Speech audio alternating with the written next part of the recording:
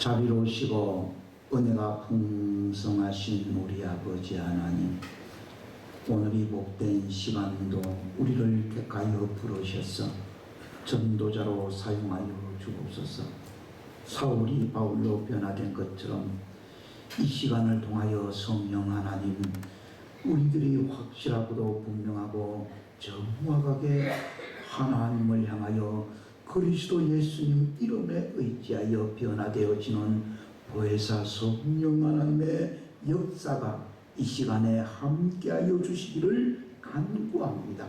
그 일을 위하여 부족한 죄를 세웠사오니 성령님 지혜와 명철과 총명으로 사용하여 주시되 은혜가 풍성케 하시고 진리가 확고하도록 역사하셔서 정언하는 말씀들이 힘이 있고 생명 있고 활력 있게 역사하여 주셔서 비참한 모든 주님의 백성들이 은혜와 진리로 충만케 하옵소서. 역사하여 주옵소서. 우리들의 완벽한 그리스도님 되시는 나사렛 예수님의 존귀하신 이름 의지하여 창조주인 아버지 하나님께 기도드립니다. 아멘. 감사합니다. 우리 예수 인사합니다. 반갑습니다. 네, 오늘 주일은 세계 선교 주일입니다. 복음이 전거되어질 때에 여러 사람을 통해서 일하시는 하나님께서 오늘이 본문은 한 인물을 통해서 복음이 전파되고 전문되고 사역되고 일어나는 역사의 첫 단추를 우리들에게 제시합니다.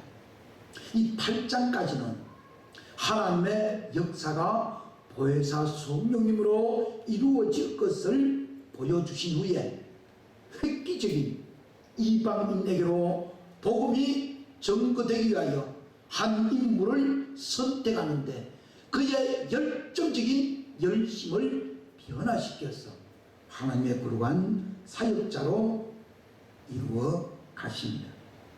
오순절 성령님 강림 후에 박해로 말미암아 흩어졌던 교우들이 복음을 전파하였습니다. 이 박해와 핍박 중심에는 사울이라고 하는 아주 작은 자가 나타납니다. 한 사람의 인물의 모습에서 저와 여러분은 깨닫고 정말 올바른 생활이 신앙이 되도록 합시다. 사울의 열심은 오히려 하나님의 아들 그리스도 예수님을 증언하기에 회방자가 되어버리고 대적자가 됩니다. 그래서 사울은 변화된 후에 디모데전서 1장 13절에 이렇게 고백합니다.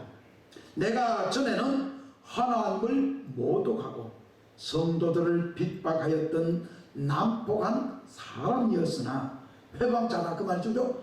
자였으나 믿지 않을 때는 모르고 한 짓이므로 하나님께서 나를 불쌍히 여겨주셨습니다라고 고백합니다. 아멘 아닙니까? 그죠? 이어서 그는 로마서 10장 2절로 3절에는 이렇게 하나님께 무지한 자신에 대하여 이렇게 신앙의 방해꾼이고 회방꾼임을 고백합니다. 그들이 하나님께 대하여 열심히 있는 것은 사실이지만 그 열심은 바른 지식에서 나온 것이 아닙니다. 그들은 하나님에게서 의롭다고 인정받는다는 것을 모르고, 다시요, 하나님께서 의롭다고 인정받는 것, 하나님이 우리를 인정해주는 그 의롭다 하심을 하나님이 하시는 일인데 우리는 모르고 스스로 의롭게 되려고 노력하며 의롭다고 인정받는 하나님의 방법을 따르지 아니합니다. 아멘 아니에요? 그죠? 이 사울이 그랬어요. 그래서 이 말씀은 신념과 신앙의 차이점이 무엇인지를 확실히 알. 신념은 내 마음으로 굳게 믿는다고 하는 표현입니다. 그 신념은 출발점이 나입니다. 나. 네.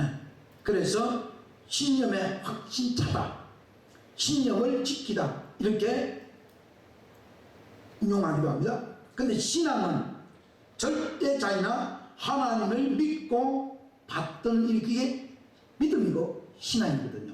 다시 한번요, 신념은 내가 어떤 옳은 일이라고 굳게 믿는 마음을 가지고 있는 거예요. 그래서 내가 하나님을 향하여 신념을 지키는 거예요. 그건 지켜주는 거예요. 근데 믿음은, 신앙은 절대자이고 초자연적인 하나님 아버지를 믿고 받드는 거예요. 이게 다른 거예요. 근데 이 사울이 지금 신념이 너무너무 분명한 거예요.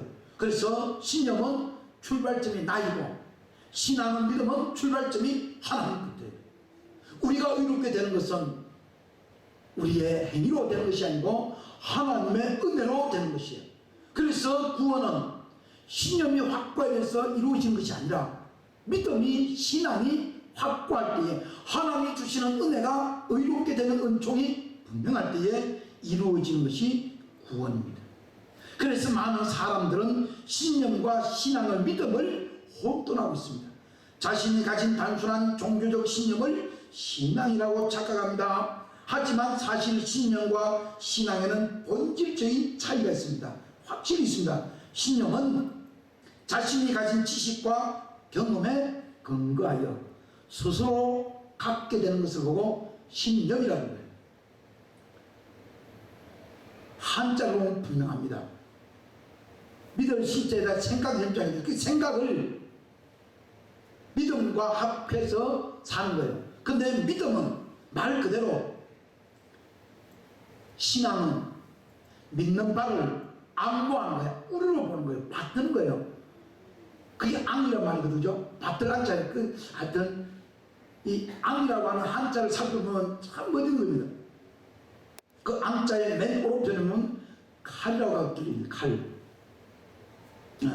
맨 왼쪽에는 사람 편이고, 근데 가운데가 이제 난도지라는 글자가 들어있어요. 그 세 글자가 합쳐진 것이 앙이란 앙. 그 말은 뭐냐? 하나님 아버지께 예배하고 경배하고 속죄제, 속건제, 번제, 화제, 이런 유월절 제사를 드릴 때 반드시 어린 양을 칼로 난도질로 해서 각을 떠서 껍질 벗기고 내장을 꺼내고, 그래서 정결한 가슴 앞과 넓적다리와 앞다리를 하나님께 불태워드리는, 그게 예배거든요. 그게 경배거든요. 그게 신앙이에요. 근데 많은 사람들은 신념이 신앙인 줄로 착각하는 거예요. 신념은 자신이 가진 지식과 경험에 근거하여 스스로 가는 거예요. 근데 신앙은 오직, 따라합시다, 하나님에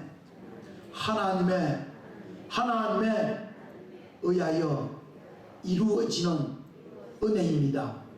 다른 말로 하나님의 은혜라, 그 말이에요. 정말 여러분, 하나님의 은혜 아니면 우리 살 수 없잖아요. 며칠 전에도 저는 그런 경험을 했습니다. 내가 생각하고 내가 아는 바는, 내가 경험한 바는 분명합니다. 확실합니다. 변동이 없어서 보입니다. 그래서 너무도 기분이 좋았습니다. 그런데 나중에 뚜껑을 딱 열고 나니까 웬걸요? 다 틀린 거예요. 다 잘못된 거예요. 여러분, 이 땅에 살아가는 삶의 여정 속에서도 그러하거든요. 제가 국유림 관리소에다가 산에다가 뭘 하나 심으려고 마음을 먹고 내 배운 지식으로, 경험으로 서류에 작성해서 예쁘게 써가지고 동생들, 두 동생 허락하는 도장 돈 찍고, 나도 도장 찍고, 인감도 딱 찍고, 인감 증명 가지고 와서 딱 했어요. 근데 다 틀려요. 그는 법령에 국유림 산림관리소에서 만들어 놓은 폼에 또 안에다가 딱 정확하게 탁탁탁 기록해야 돼요. 그거 아니면 어느 누가 와도 그냥 허락이 안 돼요. 근데 간단하더라고요. 직원이 쓰란 데 쓰고 도장찍이 도장 찍고, 그러니까 갑자기 뭐 묻고 따지도 안 하고 6,600m 제곱, 약 평수로 따지냐 그러면 약 한 1,500평 정도, 2,000평 정도 가까이가 몽땅 다 해도 된다고 허락이 딱 들어주는 거예요. 전에 같으면요. 너무 어려워요. 그 또 하나 느꼈어요. 세상 일도, 세상에 살아가는 일도 내가 아는 바, 내 경험한 대로 가서 열심히 적어가지고 갖다 내니까 빠꾸를 당하는데 거기에 해당되는 서식대로 그대로 탁탁탁 하니까 저절로 되는 거예요. 뭐 공무원도 말도 안 하고 집안 사람도 동네 이장님도 아무 말도 안 해요. 또 하나 느꼈어요. 세상 살이가 그러하거늘 하물며 영원한 생명을 얻어 구원을 받는 그 일에 있어서 하나님의 복령에 대해서 얼마나 명확하고 정확해야 되냐 그 말이에요. 우리가 신앙이라고 하는 믿음을 갖고 있는데 하나님의 은혜로 이루어진 것 아니면 무엇이 있겠어요? 이 예배드리는 이 장소도 그렇습니다. 그죠? 예배드리는 이 환경도 그렇습니다. 하나님의 은혜가 아니면 어떻게 되겠습니까? 신념은 그릇된 사실에 근거할 수가 있습니다. 하지만 신앙은 절대 진리에 근거합니다. 그리고 신념은 결코 우리를 구원으로 인도할 수 없습니다. 하지만 신앙은 우리를 구원에 반드시 이르게 합니다. 신념은 인간으로 하여금 실패 없는 인생을 살 수 있다고 말하지만 진정으로 성공적인 인생을 살아갈 수 있게 하지 못합니다. 분명히 할 것은 하나님을 올바로 알지 못하고 신념에 가득 찬 마음으로 열정으로 산다고 하여도 그 결과는 사울처럼 비참하고 처참할 뿐입니다. 얼마나 분명하였으면 예수님께서 친히 사울에게 사울아 사울아 찾아오셨겠습니까? 사울이 가지고 있는 신념이 얼마나 잘못되었고 그 안에 있는 신앙이라고 하는 그 신앙 자체가 얼마나 자기 자신에게서 경험되고 이루어졌던 그 일들이 허구이고 잘못된 것임을 분명히 보여주잖아요. 그죠? 신앙이 아니지만 그의 신명을 통찰하신 우리의 주인 되시는 그리스도인 되시는 나사렛 예수님께서 그 사울의 마음을 진실을 바로 아는 거예요. 그에게 간사하고 그에게 꾀가 있고 그에게 변명하는 변통하는 그런 임기응변의 술수가 있었다면 우리 나사렛 예수님께서 그에게 찾아오지 않았을 겁니다. 그가 변화되고 난 뒤에 사울이 바울로 바뀐 뒤에 그의 고백적인 서신서들을 보면 기가 막힌 은혜로운 고백을 합니다. 여러분 얼마나 다급하면 그 다메섹 내거리에서 그 길거리에서 사울이 가고 있는 그 길에 나타나셔서 사울아 사울아 사울아 사울아. 오늘 이 시간에도 그리스도 예수님께서 여러분을 이렇게 간절히 부르시기를 호소합니다.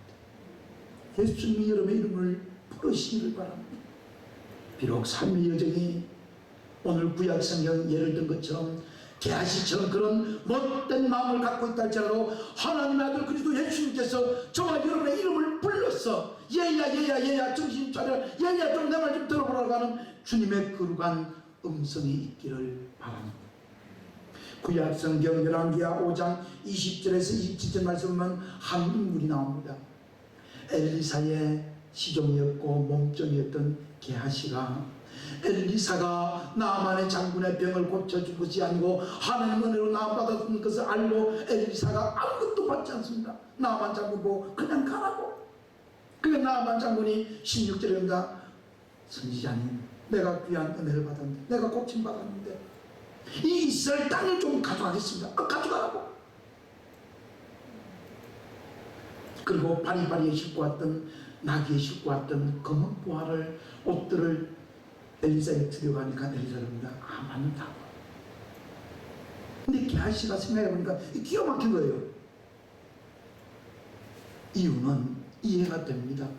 자기의 지식과 경험으로 엘리사 선생님과 함께 먹고 살면서 같이 동거하면서 재물도 없고 먹을 양식도 힘들고 그것도 그냥 삽니까? 수넴이라고 하는 여인의 다락방에 올라가가지고 겨우 못 묻히고 때끌이 되면 걱정하고 잠자리가 되면 염려하는 이 게하시가 아니었어요.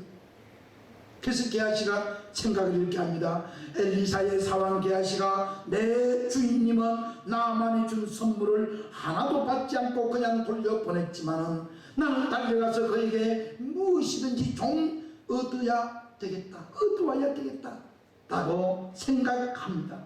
그래서 나만의 뒤를 막 쫓아가가지고 나만을 가까이 다가갈 때 나만이 너무너무 기뻐서 수레를 멈추고 그를 영접합니다. 맞이합니다. 물었습니다. 무슨 일이에요? 어떤 일이에요? 그랬더니만 게하시가 말합니다. 내 주인이 나를 당신에게 보내며 에브람 산지에서 온 두 사람이 있는데 그 두 사람에게 뭘 좀 주라고 합니다. 그래서 내가 당신에게 뭘 좀 받으러 왔습니다. 나만이 너무 기뻤습니다. 아니 그래도 마음이 불편하고 정말 마음이 좀 찜찜했는데 너무너무 기쁜 거예요. 그래서 얼마나 무엇이 필요해요? 그래도 게하시가 합니다. 은 한 달란트 34kg입니다. 한 달란트 달라고. 그리고 옷 한 벌 달라니까 너무 나만 줘가지고 그러지 마시고 은 68kg을 받으시고 2달란트, 그리고 억지로 은 2자를 주고, 그리고 옷도 2벌도 주고. 그래서 그 게하시가 그것을 받아들고 엘리사 근처 집까지 가까이 갑니다. 근데 문제는 여기서부터거든요. 게하시의 마음과 생각은, 경험은 신념에, 야 우리 선생님이 하나님을 이렇게 잘 고쳐줬는데 저렇게 바리바리 싣고 온 검은 보아가 저 옷들을 왜 그냥 보내야 되는가. 그래서 자기 생각에 가서 달라고 잘못된 아니잖아요. 근데 문제는 고담이에요. 그것을 가져다가 엘리사 집 앞에 있는 언덕에 이르렀을 때 게하시가 그 두 사원에게서 가져온 은 2달란트 68kg, 한 달에 34kg니까 68kg하고 옷을 2벌을 받아가지고 자기 집에 감춥니다. 그리고 나서 아무 일 없다듯이, 아무 일 없는 듯이 엘리사에게 갑니다. 그래서 엘리사가 묻습니다. 게하시야, 어디로 갔다 왔느냐? 그러면 우리 여러분 조금만 생각해 보세요. 이미 알고 계시다는 얘기잖아요. 어디로 갔다 왔냐, 어디 갔다 왔냐 물으면 알아야 되잖아요. 근데 게하시가 아무데도 가지 않았습니다. 주인님, 선생님 아무데도 안 갔어요. 근데 26절입니다. 그 사람이 수레에서 내려 너를 맞이할 때에 내가, 이 세 번입니다. 현대인성이고, 내가 영으로 그곳에 있던 것을 너는 깨닫지 못했냐. 야, 신비로운 거예요.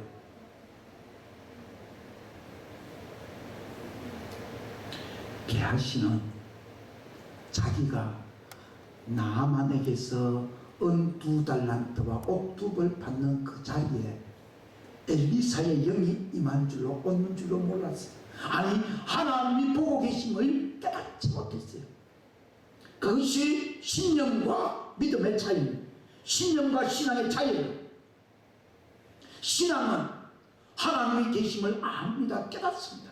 근데 신념은 모르는 거죠. 알지 못하는 겁니다. 그때에 엘리사가 이렇게 합니다. 지금이 소나 의복이나 감남원이나 포도원이나 양이나 돈이나 종이나 그걸 너 받을 때냐? 이게 지금 뭔 얘기하는 거예요? 지금 게하시와 엘리사의 사역은 풍전등화 같은 아합의 억압 속에 살고 있는 이스라엘 백성들에게 희망을 주고 믿음을, 신앙을 불어넣어줘야 될 위치에, 아주 중요한 위치에 있는 인물들이잖아요. 그런데 그가 자기의 경험과 생각으로 나만 장군에게서 예물을 원한 거죠. 그때에 엘리사가 말합니다. 이제 나만의 문둥병이 너와 너 자손에게 옮겨붙어 되도록 떠나지 않을 것이다. 게하시가 엘리사 앞에서 물러나오자 나만의 문둥병이 걸려서 피부가 눈처럼 휘어졌습니다. 얼마나 무서워요. 얼마나 안타깝습니까? 하나님의 성령님이 하시는 일들을 믿고 따른다만이 신앙한다면 더욱더 하나님을 겁을 내고 두려워할 것 아니에요. 하나님이 살아계심을, 하나님이 전능하심을, 하나님이 눈동자로 떠서 불꽃같이 쳐다보고 있음을 믿어야 될 거 아니에요. 지금 나에게 실수하고 범죄한 것, 하나님 말씀을 어겼다고 해서 아무런 일들이 일어나지 않는다고 해서 득이할 수 있겠습니까? 당당하다고 할 수 있겠습니까? 어찌 그럴 수 있겠습니까? 히브리서 4장 12절로 13절 확실하게 선포하고 있습니다. 하나님의 말씀은 살아있고 운동력이 있어 양쪽에 날선 어떤 검보다도 칼보다도 더 날카롭습니다. 그래서 혼과 영과 관절과 골수와 심령을 쪼개고 더 나아가 사람의 마음속에 품은 생각과 뜻을 분명히 알아낸다고 합니다. 그래서 하나님 앞에서는 아무것도 숨길 수가 없습니다. 우리가 모든 것을 고백해야 될 그분의 눈앞에는 모든 것이 벌거숭이로 드러나기 마련이기 때문에, 벌거벗어지기 때문에, 백일하에 다 들통나기 때문에 우리는 하나님을 두려워해야 합니다. 아멘 아닙니까? 정말 믿읍시다. 신앙합시다. 오늘 교동은 우리에게 은혜를 베푸시는 하나님을 우리 또한 만나봐야 됩니다. 지금 이 사울은 얼마나 기세가 등등하고 살인의 명령을 가지고 예루살렘으로 끌고 가려고 이스라엘 믿는 자들을, 하나님의 백성들, 그리스도인들을 다 남녀할 것 없이 잡아오게 가두려고 작심하고 다메섹으로 가는 거 아니에요? 다마스커스로 내려가지 않아요? 신념이 그리한다는 겁니다. 신앙은 그리하지 않는다는 거예요. 바로 한다는 거예요. 그래서 시편 32편 보십시오. 잘못을 용서받고 하나님이 죄를 덮어주신 사람은 행복합니다. 2절입니다. 마음에 거짓된 것이 없고 여호와 하나님 아버지께서 그의 죄를 인정하지 않는 사람은 행복합니다. 그렇죠, 그죠? 이 땅에 살아가는 우리의 삶의 여정이 내 마음으로 출발하는 신념이 아니라 내가 갖고 있는 얄팍한 지식과 경험에 의해서 생겨진 하나님이라는 열정이 아니라 하나님 아버지께서 주시는 용서와 사죄의 은혜로, 은총으로 이루어진 신앙과 믿음이라면 어찌 행복하지 않을 수 있겠습니까? 3절에는 이렇게 말씀합니다. 내가 죄악을 고백하지 않았을 때에는 종일 신음하다가 지쳤습니다. 밤낮으로 주님의 손이 나를 무겁게 누르시오니 여름의 때 끝에 물이 밑바닥 말라 비틀어지듯이 여름 때 끝에 물이 말라 버리듯이 내 기력이 쇠하였습니다. 내가 내 죄를 고백하기로 결심하고 내 잘못과 내 죄악을 숨김없이 다 털어놓았더니 주님께서는 나의 모든 죄를 용서해 주셨습니다. 아멘. 할렐루야입니다. 게하시가 엘리사에게 주님, 선생님 맞습니다. 내가 나만에서 이것 좀 받아왔습니다. 너무 우리 먹고 살기 어렵잖아요. 너무 힘들잖아요. 지금 저 수낸 여인 저 아주머니한테 날마다 빚지고 있고 날마다 은혜를 끊는데 좀 갚아주면 안 되겠습니까? 그럼 얼마나 좋겠어요. 자기 집에 안 갖다 놓고 수낸 여인 집에다 갖다 놨으면 떳떳하게 말할 수도 있잖아요. 한순간에 한순간 생각이, 저와 여러분의 신념이 하나님을 향한 열정으로 바꿔지는 어리석음에 빠지면 얼마나 황당한 경험을 하겠습니까? 더 나아가서 우리의 죄악을 고백하지 않냐고 하나님께 용서를 구하지 않는다면 어떻게 어디 가서 우리의 허물을, 죄악을 씻음받고 용서받을 수 있겠습니까? 오늘 사제약신에도 나병한 자들이 주님께 와서 말합니다. 예수님께서 원하시기만 하면, 우리들을 깨끗게 할 수 있습니다. 우리를 고칠 수 있습니다. 예수님 도와주십시오. 그럽니다. 그때에 누가복음 5장 13절 예수님께서 그에게 손을 대시며 이렇게 선포합니다. 내가 원한다. 예수님이 원하신다는 거죠. 예수님이. 그게 믿음이에요. 내가 원한다. 깨끗이 나하라. 깨끗함을 받으라. 깨끗이 씻겨지라 라고 말씀하시자 즉시 그 나병 환자의 문둥병이 어디로 사라지고 없는 거예요. 깨끗해졌어요. 얼마나 확실한 증거입니까? 얼마나 분명한 증거입니까? 그래서 사도행전 오늘 9장 말씀 보면 사울이 얼마나 이 기세가 등등한지를 표현합니다. 그 기세가 꺾여야 되는데 그 살기 등등한 그 놀라운 신념이 팍 꺾여가지고 하나님 은혜 안에 젖어들어야 되는데 지금 말씀은 1절로 3절입니다. 그죠? 한편 사울은 여전히 주님의 제자들을 위협하고 죽일 기세로 대제사장에 가서 다메섹의 여러 회당에 보낼 공문을 요구하였습니다. 그래서 예수님을 믿는 그것을 믿는 사람은 남녀를 가리지 않냐고 보이는 대로 잡아 예루살렘으로 끌고 오기 위해서 그는 무섭게 자기 마음을 연단하고 단련해서 신님의 가득 찬 것을 가지고 다메섹으로 갑니다. 잘못된 신념이 신앙인 줄로 알고 행하는 모습은 오류와 오해를 범하는지 여러분 깨닫기를 바랍니다. 하나님 향한 열정이 맞아요. 사울도 하나님 너무 사랑했어요. 하나님 외에는 다른 없는 믿으면 절대로 안 되는 거예요. 그런데 하나님의 아들이라고 불리는 자칭 그리스도라고 불리는 나사렛 예수님을 믿는 그리스도인들 많잖아요. 그러니까 이게 하나님 앞에 반역자예요. 하나님을 어긋나게 숨기는 것 같아. 하나님을 잘못 믿는 것 같아요. 그런데 사울이 하나 깨닫지 못한 게 있어요. 예수님이 나사렛 예수님이 누구라고요? 하나님의 아들인 것을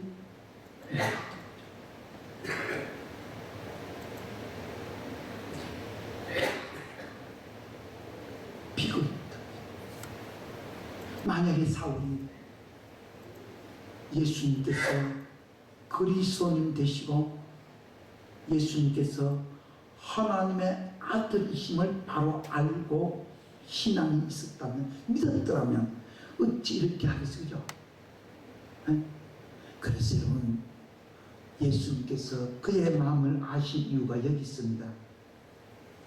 우리 주님께서 사울의 마음이 너무너무도 분명하고 확고한 것인데 저 신념을 신앙으로 딱 바꾸기만 하면, 그렇죠? 믿음이라는 것을 딱 바꾸지기만 하면 기가 막힌 인물이 될 거거든요. 그걸 아신 예수님께서 친히 너무 급하신 나머지 길을 가는 사울에게 오셔서 선포합니다. 사울이 길을 떠나 다메섹 가까이 갔을 때에 갑자기 하늘에서 빛이 그에게 비쳤습니다. 그러면서 그 순간에 땅에 엎드려였습니다. 너무도 눈이 밝아서 뜰 수가 없었습니다. 그때에 그의 귓줄에 들리는 소중한 목소리가 됩니다. 사울아 사울아 너가 왜 나를 괴롭히느냐? 라는 음성이 들려왔습니다. 근데 사울이 기가 막힙니다. 누구도 괴롭힌 적이 없었거든요. 하나님을 향한 신념만 당당했거든요. 그때에 말합니다. 사울이 당신은 누구입니까? 당신은 누구십니까? 라고 물을 때에 따라합니다. 나는 너가 핍박하는 예수이다. 예수님이시다. 기가 막힌 말이 아니에요. 지금 다메섹에 살고 있는 기독인들을 잡아서 예수님을 구주로 영접한 하나님의 아들을 믿고 있는 그들을 잡아서 예루살렘으로 오그로 끌고 가려고 기세등등해서 살기가 방방해서 얼굴에 그냥 아주 그냥 기가 막힌 근엄한 얼굴로 가던 그에게 이야기합니다. 내가 지금 너에게 말하는 내가 예수다. 기가 막힌 말 아니에요. 여러분, 아무리 강한 핍박자라 할지라도 예수님께서는 친히 감화 감동하심으로 사람을 변화시켜서 사역자로 사명을 주셔서 감당하게 하심을 믿읍시다. 우리가 얼마나 보이십니까? 얼마나 은혜 받았습니까? 지금도 아무리 사악한 자에게도 구원의 소망을 베풀어 주시는 하나님의 놀라우신 그 사랑을 볼 수 있습니다. 다시 말하면 사울에게 기회를 주신 것입니다. 사울의 심령을 살피시고 그의 굳은 신념을 신앙으로 새롭게 바꾸시고 전도사로 세우시기로 결정합니다. 그랬던 사울이 바울로 변하고 이렇게 고백합니다. 디모데전서 1장 15절로 16절 여기에 모든 사람들이 받아들여도 좋은 믿을 만한 말씀이 여기 있습니다. 그리스도인이 되시는 예수님이 죄인들을 구원하시려고 이 세상에 오신 것은 바로 나 같은 사울이 바울되게 하신 것입니다. 나는 죄인 중에서도 두목입니다. 그런데도 하나님은 나를 불쌍히 여겨 주셨습니다. 그것은 예수님이신 그리스도님께서 나에게 철저히 참으시사 인내를 보이심으로 후에 훗날에 주님을 믿어 영원한 생명을 얻을 사람들에게 본보기로 삼기 위하여 나에게 다메섹에서 그렇게 은혜를 베풀어 주셨습니다. 여러분도 이 말을 받으십시오. 이 말씀을 믿으십시오 라고 디모데전서 1장에 말씀합니다. 어디 그것뿐입니까? 오늘 교독한 시편 30편 6절로 11절 경청하십시오. 그러므로 경건한 사람들이 주님을 만날 수 있을 때에 주님께 기도할 것입니다. 환난의 홍수가 밀어닥칠지라도 그들에게 미치지 못할 것입니다. 주님은 환난 때에 내가 숨는 피난처이십니다. 주님께서는 나를 구하심으로 내가 주님의 구원을 노래하겠습니다. 여호와께서 말씀하십니다. 내가 너를 지도하여 너 갈 길을 가르치고 너를 지켜 인도하리라고 말씀합니다. 너는 미련한 말이나 노새같이 되지 말아라. 그런 짐승은 제갈과 굴레로 다루지 아니하면 말을 듣지 않을 것이다. 맞습니다. 그렇지 않습니까? 그죠? 그런데 악인들은 그걸 모릅니다. 오늘 10절 말씀, 악인들은 많은 슬픔을 당하나 여호와를 신뢰하거나 여호와를 믿는 믿음이 없다는 겁니다. 여러분 11절입니다. 의로운 자들아 여호와께서 행하신 일로 기뻐하고 즐거워하여라. 마음이 정직한 자들아 기쁨으로 외치라. 뭐라고요? 하나님 나를 살려주시고 그리스도 예수님의 은혜로 내가 은총으로 구원을 받았노라고 노래하라. 그 말입니다. 오늘 출애굽기 32장에도 말씀합니다. 34절 이제 너는 가서 내가 너에게 말한 곳으로 백성을 인도하여 드리라. 내 천사를 너 앞서 갈 것이라. 때가 되면 그들의 죄에 대하여 내가 벌하지만 너를 위해서 모세를 위해서 천사를 앞서서 보내서 왕벌 앞서 보내서 다 정리하고 해결할 때 염려하지 말고 이 백성을 가나안 땅으로 이끌어 가라고 해요. 지금도 그렇습니다. 사랑하는 여러분, 지금도 신념을 벗어던지고 정말 하나님을 내 아버지로 그리스도인 되시는 나사렛 예수님을 나의 주님으로 영접하여 신앙합시다. 정말 의지하고 믿음으로 신앙합시다. 그리하면 우리보다 앞서 가셔서 행하시는 전능하신 보혜사 성령 하나님께서 우리에게 은혜 주실 것입니다. 그래야 하나님의 은혜를 경험한 사람으로 순종하게 될 것입니다. 당연히 말씀에 따라가게 될 것입니다. 진정한 회심은 회개는 자신의 영적인 상태를 깨닫게 되므로 자각하게 되는 것입니다. 자각해야 돼. 스스로 깨닫게 됩니다. 내가 어떤 상태인지, 내가 어떤 병이 들었는지, 내가 어떤 모습인지, 내가 이 삶이 신앙인지 신념인지 아니면 헛된 종교생활인지 참된 믿음인지 알게 될 겁니다. 그래서 세상에 대한 사울의 밝은 해안은 세상에 대한 사울의 밝은 해안은 어두워져 버리고 이름이 바울로 바뀌어지면서 놀라운 그리스도인 되시는 나사렛 예수님을 만나고 보게 됩니다. 그래서 그를 예수님을 영접하고 말씀대로 살아가려고 몸부림치고 순종하려고 애원하며 성령님의 이끌림받아 살아가는 사울이 됩니다. 여러분, 우리도 그리해야 됩니다. 우리도 그럴 수 있습니다. 우리도 은혜 받아야 됩니다. 은혜 누릴 수 있습니다. 한 가지만 한다면요, 주님의 목소리를 듣기만 한다면, 얘야 너가 나를 왜 박해하고 너가 왜 나를 멸시하고 너가 왜 내 말을 안 듣느냐고 할 때 그때 누구십니까? 내가 너 잘 알고 있는 예수님이라 할 때에 그때에 우리 주님을 영접하고 그때에 보혜사 성령 하나님의 이끌림받아 다스림받는 신앙으로 믿음이 성장해서 복음을 전거하고 복음을 외치는 바울과 같은 신앙인 되시기를 그리스도 예수님으로 간절히 축복합니다. 아멘. 은혜가 풍성하시고 자비가 무한하신 우리 아버지 하나님, 우리를 불쌍히 긍휼히 여겨 주옵소서. 깨닫게 하소서.